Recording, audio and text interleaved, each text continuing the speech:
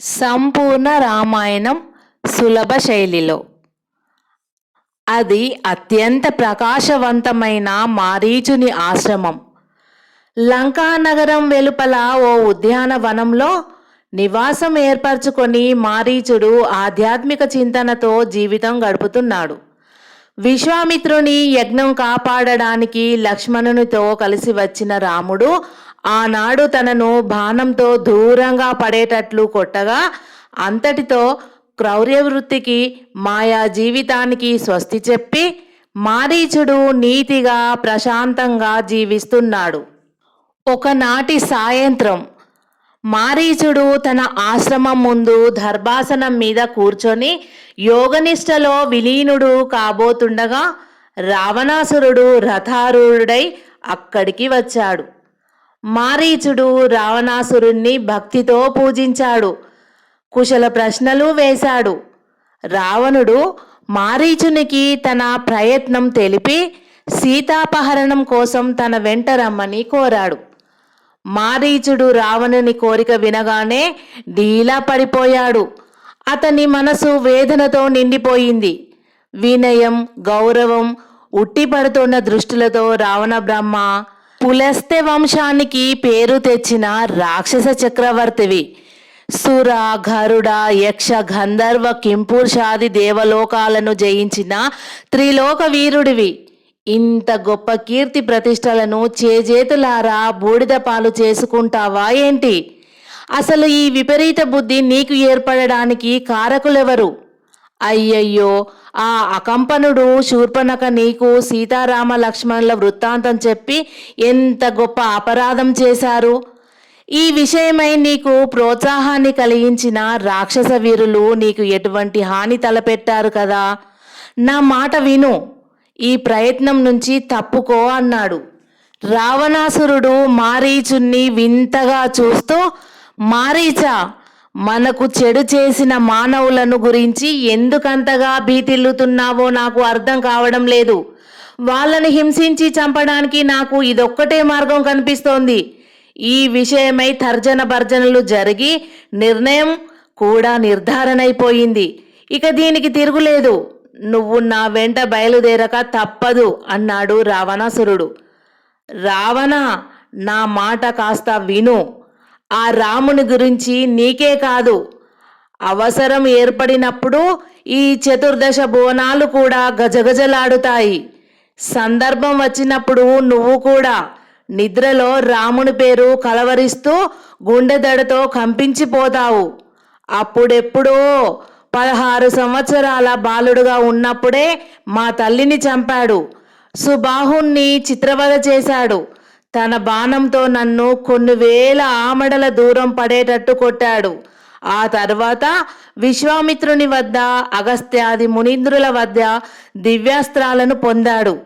అతడు భార్యానుజులతో దండకారణ్యానికి వచ్చాడని తెలుసుకోగానే నేను పూర్వవైరాన్ని స్మరించుకొని పగ తీర్చుకోవాలనే ఉద్దేశంతో మరో 2 రాక్షసులను వెంటబెట్టుకొని వెళ్ళాను. మేము ముగ్గురం జింకల రూపాలు ధరించి అతన్ని ఏ విధంగా మోసం చేద్దామా అని ఆలోచిస్తుండగా రాముడు మమ్మల్ని చూసి వెంటనే వింట బాణం సంధించాడు. సాధు జంతువులైన జింకలను రాముడు చంపడు గదా అని మేము ఆ రూపాలు ధరించి వెళ్ళగా మా మాయా నాటకాన్ని తెలుసుకొని తాను జాగ్రత్త పడ్డాడని మేము ఊహించాం. ఆ రామబాణాన్ని చూడగానే నా ప్రాణాలు అవిసిపోయాయి. నిగనిగలాడుతున్న ఆ నీలవర్ణ సుందర గంభీర రూపం ఇప్పటికీ రాత్రింబవళ్ళు నా కళ్ళ ముందు కదలాడుతూనే ఉంటుంది. ఆ రాముడు ధనుర్ధారుడై నిలిస్తే ఈ ప్రపంచంలోని ఏ శక్తి కూడా అతన్ని కన్నెత్తి చూడలేదని మరోసారి రుజువు చేసుకుని నేను అక్కడి నుంచి పారిపోయాను. నా వెంట వచ్చిన రాక్షసుల ఆర్తనాదాలు నా గుండెలను వ్రయ్యలు చేశాయి. 10 సంవత్సరాల తర్వాత ఆ రాముణ్ణి చూడగానే నా కళ్ళు చెదిరిపోయాయి. అప్పటికీ ఇప్పటికీ ఆకారంలోనూ తేజస్సులోనూ ఎంత మార్పు కనిపించింది. రాముడు తలుచుకుంటే తన దివ్యాస్త్రాలతో ఈ సృష్టినంతటినీ కేవలం కొన్ని క్షణాలలోనే నామరూపాలు లేకుండా చేయగలడు. కాబట్టి అతని జోలికి వెళ్ళడం నీకు అనర్థదాయకమని భావించి ఇంతటితో ఈ వినాశకర ప్రయత్నాన్ని విరమించుకొని లంకకు వెళ్ళిపో. 10 కాలాల పాటు లంకాపురాన్ని ఇలాగే కలకలలాడుతూ ఉండనివ్వు అన్నాడు మారీచుడు. అతని మాటలు విని రావణాసురుడు చురచురా చూస్తూ, మారీచా, రాక్షసులకు గౌరవనీయ స్థానంలో ఉన్న వాడివని నిన్ను నమ్మి వచ్చినందుకు చాలా పెద్ద ఉపన్యాసమే ఇచ్చావే. ఆ మానవుని గురించి నా ముందు పెద్దగా పొగుడుతూ నాకు పిరికి మందు పోయ చూస్తావా అన్నాడు. మారీచుడు రావణుణ్ణి మరింత గౌరవంగా వాత్సల్యం అనునయిస్తూ, రావణ, నేను త్రికరణ శుద్ధిగా నీ శ్రేయస్సు కోరి చెబుతున్నాను. రాముణ్ణి సామాన్య మానవునిగా మాత్రం భావించకు. అతడు దైవాంశ సంభూతుడేమోనని నా అనుమానం. రాక్షస సంహారకుడైన విష్ణు రూపం ఆ రూపంలో కనిపించింది. దశరథ మహారాజు కడుపున అతడు జన్మించడానికి ఏదో పెద్ద కారణం ఉందని ఆనాడు అనుకున్నాను.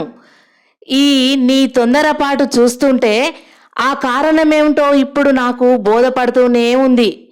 ఆ ఆజానుబాహువులు, విశాల వక్షస్థలం, విశాలమైన ఫాలభాగం, పద్మముల వంటి పెద్ద పెద్ద నేత్రములు, అవన్నీ శ్రీ మహావిష్ణువు యొక్క స్వరూపాన్నే సూచించాయి. చూడడానికి సుకుమార శరీరుడుగా సుందరాకారుడుగా ఉంటాడు గాని విల్లు చేత ధరించినప్పుడు అతడు ప్రళయాకాల పరమేశ్వరుడే. జనస్థానంలోని కరదూషణ తిశిరాది యోధులను 14,000 మంది రాక్షస వీరులను ఒక్కడే ఎదిరించి కొద్దిపాటి సమయంలోనే హతమార్చాడంటే సామాన్యమైన విషయమా? లోక భయంకరుడు విరాధుణ్ణి చంపడం తేలికైన విషయమా?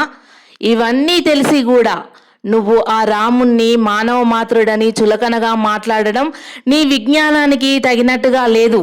శాంతంగా నేను చెప్పినవన్నీ ఆలోచించు.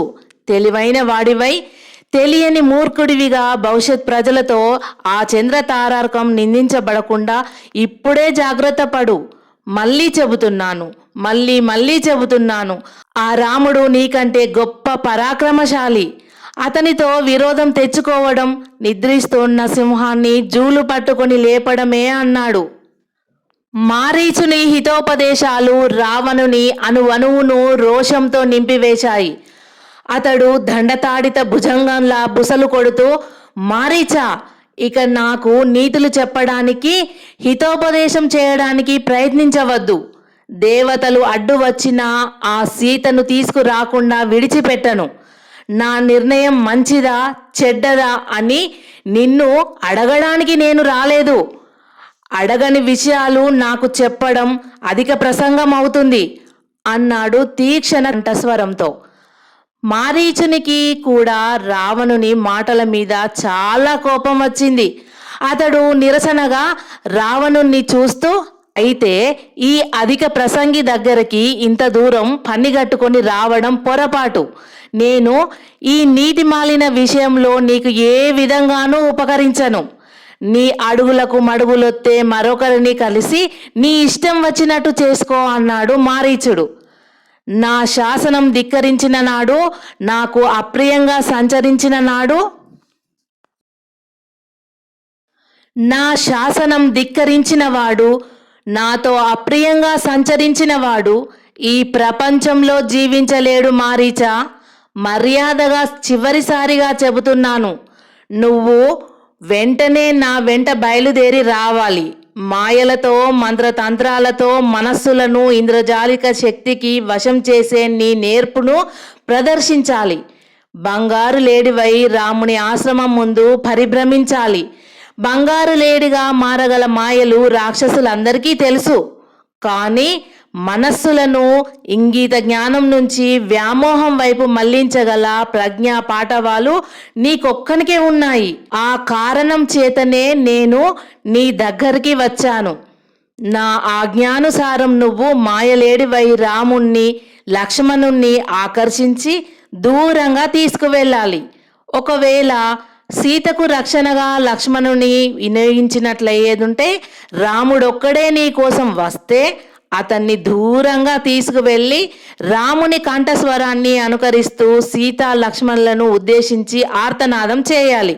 ఆ తర్వాత విషయం నేను చూసుకుంటాను. ఏదో ఒక విధంగా వారిని తీసుకువెళ్ళవలసిన బాధ్యత మాత్రం నీది. ఈ బాధ్యతలను నెరవేర్చడానికి నువ్వు తక్షణం నా వెంట బయలుదేరుతావా, లేక నా ఆజ్ఞను ధిక్కరించి యముని లోకానికి వెళ్తావా అని రావణాసురుడు ఓర నుండి కత్తి దూశాడు.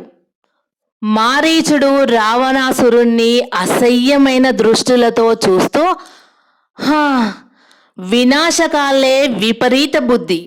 నీ జీవితమే కాకుండా లంకలోని 1,000,000 మంది రాక్షసుల జీవితాలు కూడా కాలానికి వశమై కర్మపాశానికి లొంగి మృత్యువుకు దగ్గరవుతున్నాయి. పాపకర్ముడవైన నీకు తోడ్పడినా తోడ్పడకపోయినా నాకు చావు తప్పదన్నప్పుడు నీ చేత చావడం ఎందుకు? ఆనాడు తప్పించుకున్నా, ఈనాడు ఆ రామబాణాన్ని తప్పించుకోలేను. ఆ రామచంద్రదేవుని చేతిలో చచ్చిన పుణ్యఫలం దక్కుతుంది. పద, నీ క్షుద్ర కోరికను తీర్చడానికి నన్ను బలి పశువుగా ఉపయోగించుకుందువు గాని అన్నాడు మారీచుడు. అలా రా దారికి. ఈ నిర్ణయం నేను రాగానే తీసుకొని ఉంటే ఈ పాటికి కార్యరంగంలో ప్రవేశించి ఉండేవాళ్ళం కదా అని రావణాసురుడు కత్తిని ఓరలో ఇముడ్చుకుంటూ వెనుదిరిగాడు. మారీచుడు మౌనంగా రావణాసురుణ్ణి అనుసరించాడు.